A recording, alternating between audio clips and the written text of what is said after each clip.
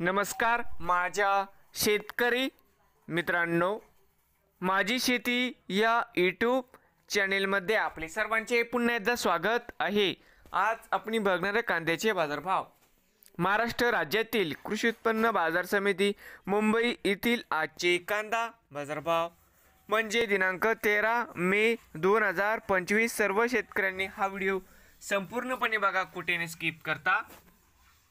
बाजार समिती मुंबई या ठिकाणी आज आवक 9,751 क्विंटल, या ठिकाणी कमीत कमी दर 800 रुपये क्विंटल, सरसंत्र 1150 रुपये क्विंटल, या ठिकाणी आज जास्तीत जास्त दर 1500 रुपये क्विंटल।